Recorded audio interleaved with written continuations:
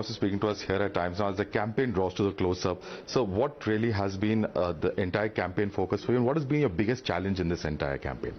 First of all, we have focused on the development of both state and central government, double engine. And the way we have come out from COVID, and the way we handled COVID, the way we handled floods, and brought economy back on track, and we did such a welfare scheme in such a short time. People are with us. It has reached the people. So we are basically giving our report card of progress, and we are asking the vote on a positive note on performance. Secondly, the way we have handled the crisis, different crises which have come, people are aware of it because different cross sections were involved in that, like reservation and other things. So people feel that this government should get another chance, so that whatever has been brought in back to track has to continue further. Right. So yesterday we had seen the Prime Minister raise the issue and responding to what Sonia Gandhi had said regarding Karnataka's sovereignty. The Prime Minister has hit out at the first family of the Congress, saying that it smacks of a tukade mentality. So how do you see this campaign that Congress has taken up in the last few days? Congress has been negative, and they have been negative for the last 75 years. They think people are fools, and they were able to fool in early days. But with the advent of technology, the advent of digitalization, mobile, and people are aware of what things happening around. So Congress feels that by raising up such issues and by raising which will divide the people, all these issues, they think that they can get some votes, which is not the case. That's why Prime Minister has said that these people are very negative and they support the anti-national forces like PFI and SDPI. So it's a tukde game. Right. So has the campaign discourse changed in the last few weeks? Because we are seeing issues like Bajrang Bali, etc. come up. How do you see this entire issue in terms of how this will impact the voters? See, we were taking up our performances, both central and state. For example, we have done 6,000 kilometer roads have been sanctioned in last 5 years, and 3,000 have been done. Another 2,000 has been done in the state government. We have improved our rail, we have improved our metro, we have improved our ports. This is infrastructure. Then we have done very well in housing front. More than 5 lakhs houses were built. And then all the more important is we have given 40 lakh houses water connections in 73 years. All government put together, they had given 25 lakh in 73 years. Only in 3 years we were able to give 40 lakh. And Swachh Bharat has taken, we have taken up in a very big way. So people have felt that this government comes to our rescue. Number one, government will develop, they know our problems, and they have been able to solve this. So we are doing all this. In the meantime, Congress doesn't have that kind of track record to say. Secondly, Congress is under the clutches of SDP and PFI. Congress has lost credibility in minorities for the last 10-15 years. That space has been occupied by SDP and PFI. And that's why Congress knows that if SDP and PFI contest, they will be nowhere. So last time they had a clandestine deal. This time they have got an open deal. And this SDP and PFI is now bargaining. They are not bargaining, they are dictating to Congress. So on their pressure, they said we'll ban Bajrang Dal. That's how the issue comes up. So it is, in fact, Congress, which is so-called secular, brings out all these kind of issues. Now you tell me who is communal. Because, very interesting, as you mentioned, this under pressure of SDP, PFI, because some Congress leaders like Mr. Shettar, Mr. Moily are now saying, now a ban is not possible. Some are even saying, like Mr. Chidambaram, we never promised a ban at all. So do you think that after making the announcement, they are now back? Yeah, after making the announcement, they felt the flash, what do you call? Backlash. Backlash, so bad. Now they are feared of losing votes. So they to make up the loss by all this kind of statesmen. But things have gone very bad. Mr. Kharge also in campaign, he has referred to Bajrang Bali, although he's talking in context of corruption. So you think somewhere or the other this issue, they have also realized the kind of blowback as you have mentioned? Yeah, certainly. The Congress guys went and did puja to Hanuman Mandir. So this very much shows how jittery they are. Right. So they are alleging that when BJP takes up issues like PFI, SDPI, Bajrang Bali, they are alleging that it is an attempt to polarize this election. They've even complained to the election. I have answered this question, previous question. It is, there was not even a single word by anybody from BJP about Bajrang Dal. They have brought in. In fact, they are polarizing the whole thing. They are trying to do the appeasement politics towards minorities. Minorities are no longer with them. That's a fear. Right. So yesterday we had also seen how the Election Commission has issued notice to the KPCC for putting out certain advertisements related to corruption. They're talking about, unverified claims that have been made. How do you see this? Because we are seeing a campaign continue. Even today there have been some 40% ads, etc. they have put out. See, it's a sinister campaign going on for last 1 year. It has not stuck with the people. Even I've been asking for one case, not proof, one case against anybody in my government. They are unable to come for last 1.5 years. I called the Contractors Association who had made this allegation. I said, come on, give me one case. They didn't give me one case. Then they did the allegation on my Minister Muniratna, and he went to the court. Defamation case was done. And court asked for all these documents and proofs. They never came up, they never appeared in the court. So it is a plot hatched by Congress and that Contractors Association. It is very well evident. And they want to continue. They want to continue to show that we are got 40%. It is not going to stick. In fact, I have given proof where they have given premium of 67% for the tenders in BBMP. I have answered this with documents on the floor of those. I have put them back. So this is Congress, to tell lies 1,000 times, to make it truth. That's why I said we can't fool people all the time, all the people all the time. That's what's happening. And what their reply they have given to Election Commission? Have they given any proof? No. This ample once again proves that this is a sinister campaign without any proof, trying to do the mudslugging on my government. In fact, their hands are full of corruption. It's blackened by corruption. I have given proofs and I have referred 60 cases to Lokayukta to inquire during Siddaramaiah time. Because you think this is also unfair, because many would say that this is a carryover from your predecessors, this 40% jibe. No, see, this Contractor Association had written a letter during his time, but it continued during my time also. Right.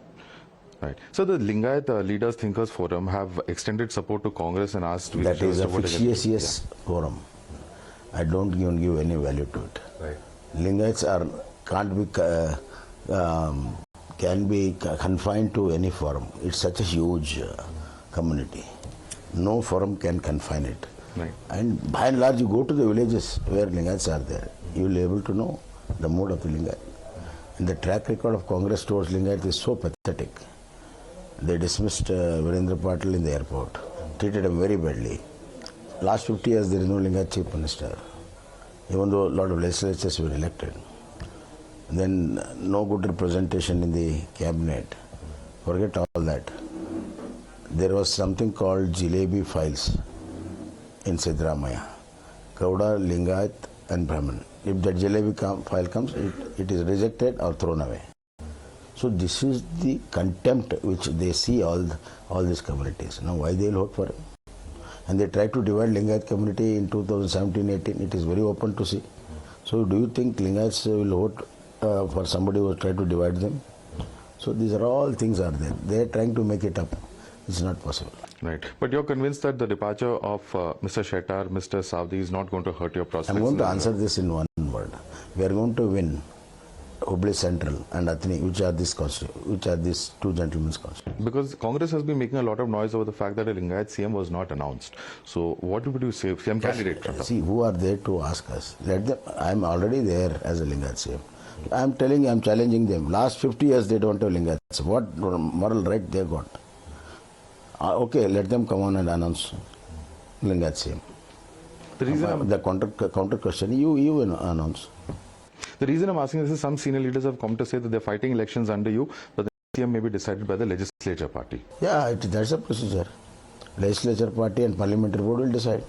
I only said it so many times in the press. Right. Sir, also the raids that have taken place yesterday on Mr. Arvind Chauhan, on other leaders including the minority wing chief. Now, people like Mr. Priyank Kharge are saying that this is misuse of agencies in the peak of the campaign. No, if there is a malpractice, if there is a hidden black money, and if agency does it and they recover a lot of money, it is for them to answer all that business what they have done.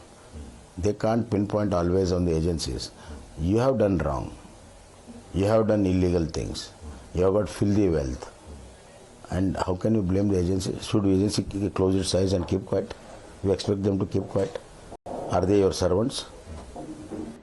So on the issue of reservations which you mentioned, one charge coming from the Congress, Mr. Veerappa Moily is a former CM law minister. He says in 94 when he was CM, it was done after a backward class study or a Chinnappa Reddy Commission study, and also the Minorities Commission did a survey door to door. He's saying that this decision taken by the government is without an adequate study into the issue. First of all, he is telling lies. Chinnappa Reddy Commission was not at all adopted. It was not adopted by the government. Number two, there was no study done. I have gone through the records and it was a very arbitrary decision. And secondly, it's unconstitutional. There is no place for religious reservation. So it was only to appease the minorities during those times it was done. So on this entire Amul versus Nandani debate, do you think that the timing is something so close to elections that was in hindsight something avoidable? One simple question I want to ask this congressman. For last 40 years Amul is in Karnataka, boss. And Congress is continuously there in are they sleeping? It's really a joke. When they were in government, everything is all right. Let Amul come, let Nestle come, everything come. Secondly, the consumption of milk, which was 60 lakh liters during Siddaramaiah time, has risen to 84 lakhs now. Consumption has increased, production has increased, sales has increased, making profit. Nandani is going outside the state. Nandani is in foreign countries. So this is our positive things. And I am going to tell you, next 10 years, Nandani will be the #1 brand in India. Okay, that's a big promise, sir. Sir, as far as this entire issue of old pension scheme, one of the promises of Congress, now they have seen some amount of success of this issue in Himachal because that was one main campaign issue. Do you see this for going forward becoming a big national issue because in state you just check up whether they have implemented it or not. Putting it in manifesto and declaring is one part of it. They have not implemented. Even in Rajasthan, they are unable to implement it. It's all hoax, bogus. Mr. Kharge is seen in a video standing where Mr. Rahul Gandhi and Sonia Gandhi are sitting. Later, when Sonia Gandhi starts speaking, Mr. Kharge sits down. What would you say? Because some of your party leaders have put out those videos to saying that this raises questions about, who is really controlling the Congress party. And that is a foregone conclusion. Why you won't ask this question? There the family is important, nothing else. And Kharge himself says that.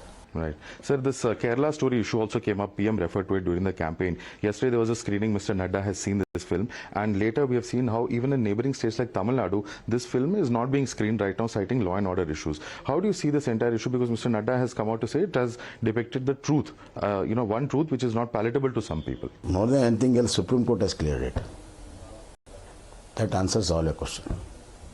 Secondly, Mr. Oman Kandi, the Congress Chief Minister, in 2012, in the floor of the House, he said every year more than 24,000 women are converted and married and they end up in ISI in Kerala and Karnataka, both states. It is their Chief Minister on the floor of the House has said it. And that's a fact. Now what else you want? See, Congress always has got this kind of a double role, double standards. Whenever they are cornered, they compromise all the values. They compromise even the nation interest. That's why Congress has been eliminated throughout the country. Right. So PM was seen talking to you right after your speech in Haveri. What did the PM say to you? Would you like to share with us? No, he was very happy the way things are going on. So he was just telling me that we are going to win. Then I said, sir, you have been traveling a lot and road shows and all. Then he said, हम तो काम वाले हैं, काम करते रहेंगे. So, very last question. In Punjab, Times Now reporter Bhavna Kishore was arrested. You being a former Home Minister, you handled the Home Department. The High Court itself has observed that prima facie an SC/ST case has not been made out because our reporter was arrested following the Sheesh Mahal expose on Mr. Kejriwal. What would you say about state governments misusing these draconian powers and High Court also upholding this? What would your advice to the Punjab government be? No. Do you think there is a very sane government in Punjab? The way they are taking decisions right, left side. Like that, so many questions are raised in Karnataka. We are allowing all the press people to the doorstep of Vidhan Sauda. And every day there are press people in front of my house. And we don't stop anybody. And she was just reporting. There's nothing wrong in it. But she was put case, atrocity case and arrest. That too, a young woman, a young lady. This is totally inhuman, anti-woman and totally senseless decision of the Punjab government, and we don't expect better than this. They're going to be worst. Thank you so much for speaking to Times Now, sir.